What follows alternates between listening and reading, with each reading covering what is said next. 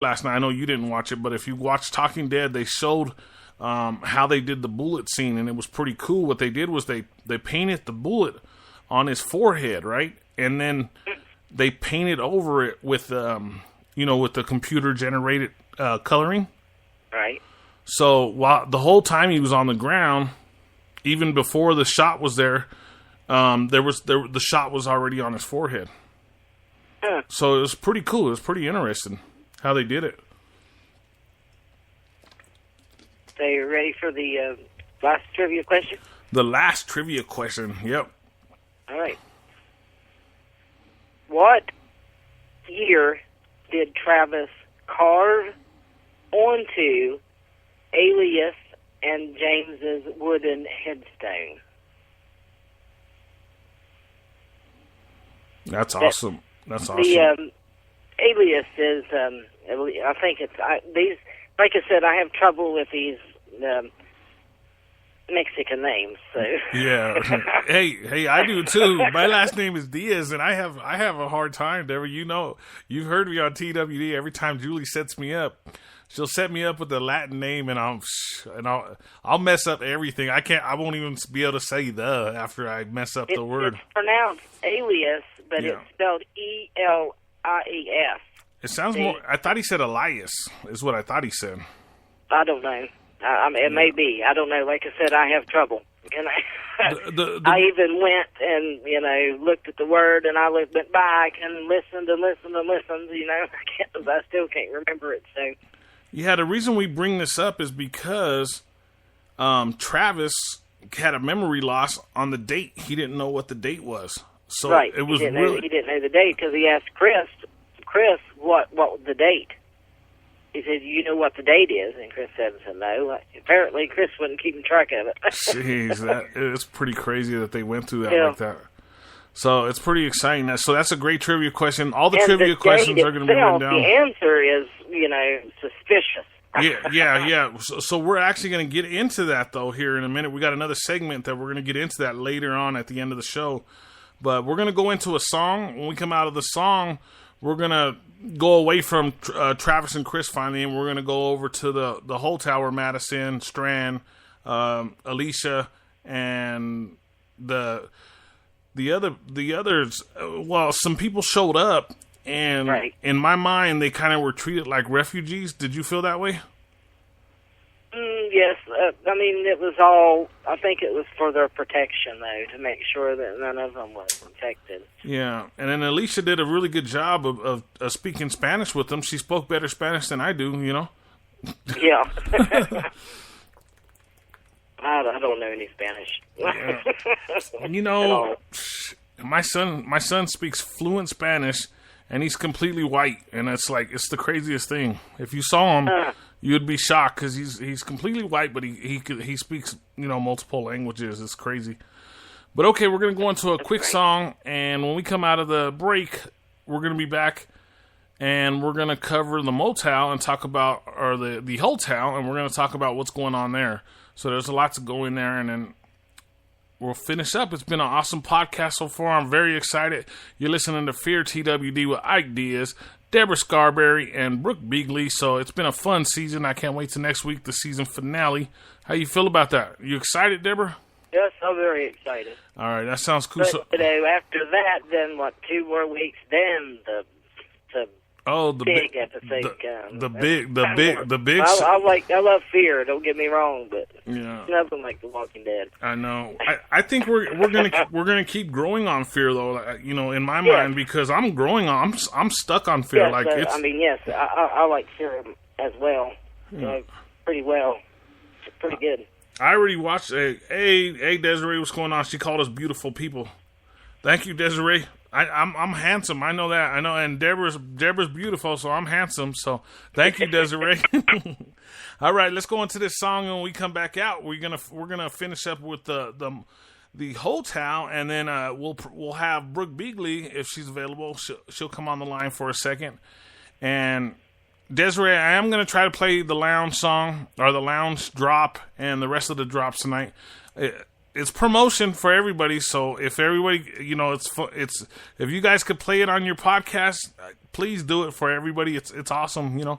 I do it. I know people think it's a little corny, but I just right now, while we don't have regular drops, I think they work awesome for cross promotion. So right. But all right, here we go. We're gonna go into some Prince, real Purple Rain, and then we'll come back out and finish up the podcast. Thank you guys. Hold on, Deborah, for a second.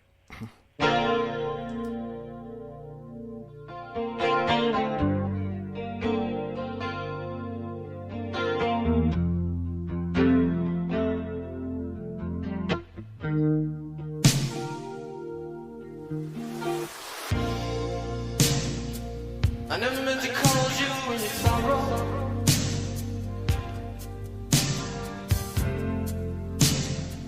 I never meant to call you in your pain.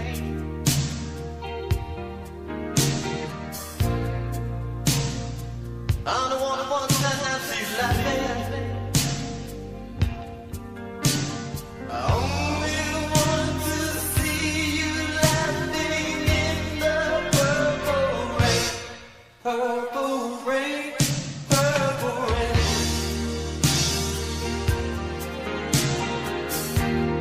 Purple rain, purple rain.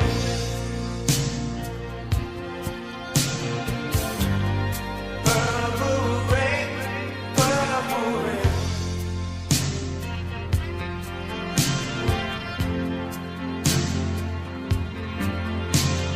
Only want to see you bathing in the purple rain. I never wanted to be your weekend lover.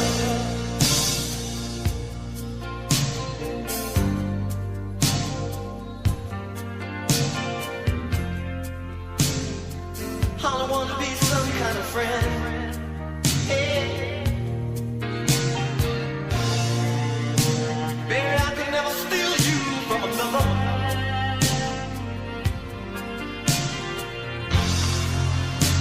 It's such a shame our friendship had to end. Purple rain, purple rain.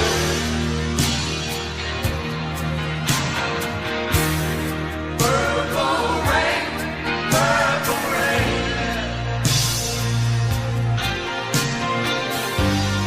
Purple rain, purple rain.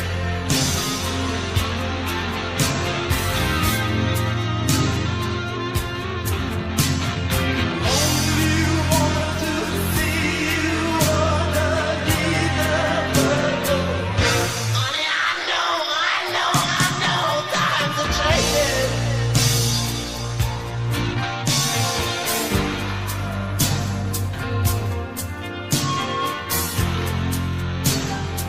It's time we all reach out for something new. That means you too. You say you want a leader, but you can't seem to make up your mind. I think you better close it and let me guide you to the purple rain. Purple rain, purple rain.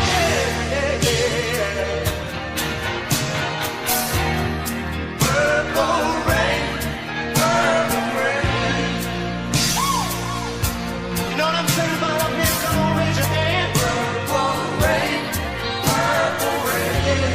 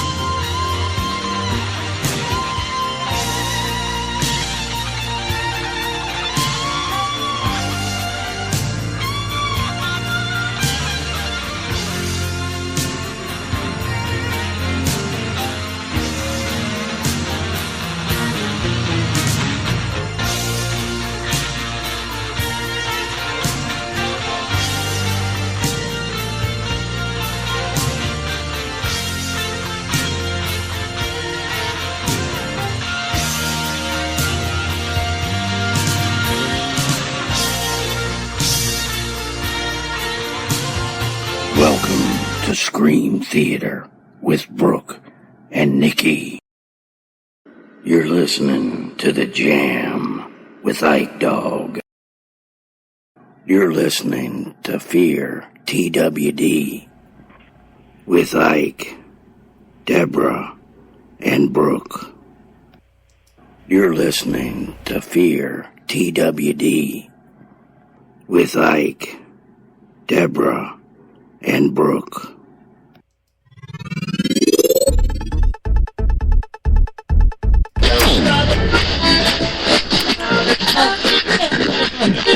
You're back live with Fear TWD with Ike Diaz, Deborah Scarberry, and Brooke Beagley. We go live every Tuesday. Make sure to tune in. You can listen anytime on KBLP on the speaker outlet as far as podcasting goes. We're back at it, Deborah. How you doing? I'm doing good. Doing great. All right. So I put in the chat. I was like, my internet gets better the later it gets. So yeah, my internet messes up too. So. Somebody just posted let's party. The party's on Thursday with Deborah Scarberry. Patrick is back in the comments. He commented, whose voice is that? On your he commented, hey Patrick, what's going on, bud? How you been, man? It's good to see you. It's good to see you back on there. But let's get into the hotel, since we steered away from it for a little bit. But the thing I want to start out with is where Travis came back and while he found the motel, he called it the Beacon. I guess he turned the open sign on, right? I really didn't see that part. Is that what Madison did? That's what brought all these people to the gate. So they turned the open sign on, and they brought all the people to the gate, basically. I know the trivia question on that. There's a trivia question on that, because I remember the guy telling Madison when she came down, and I think she was shocked because I don't think that he let her know that he let all those people in, right? Right. No, she was in the beginning of the episode she was like, no, I can't. Yeah, and I'm sure she was shocked. And I mentioned it earlier. It felt like it was like a refugee camp, kind of in a way, you know. It felt like it. I don't know how you felt. It's like somewhere safe, but like you said, Alicia was down there making sure that nobody was bitten, you know. So right, that's what they were all down there for. Yeah, like a quarantine kind of thing. Right, a quarantine to make sure, if they. I remember him saying, if they are bit, then they can take care of them. Yeah. Just finding the ones that aren't, they have to sort through them, make sure they're good to go. Yeah, that would be, an awesome decision to do something like that. So just bringing them in here. You have this room and you take this room without checking them out. Yeah. Yeah, see, but I think that the reason why I think they didn't want to let them in because they only have a limited food supply. Right, that's correct too. So I think that's the main reason, which I understand completely. I would have left them outside because of that reason. But then think about it. In all reality, if they let them in, they could be, they could help defend against anybody trying to attack, or. They can go out and find food for them. They could have trackers out there, right? And so they could build, with the people that came in. So Travis comes to the gate and he sneaks through the gate with Madison lets him in, and they're real excited to see each other.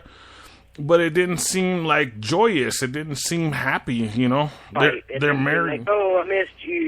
Yeah, I said the word romantic. When right. Earlier I said it didn't seem like a romantic situation, which, if I were to see my wife, I'd be jumping for joy. I'd be jumping over the fence. I wouldn't be just trying to push my way through the fence. I'd be jumping over it, Right. Trying to get to my wife. So I don't know.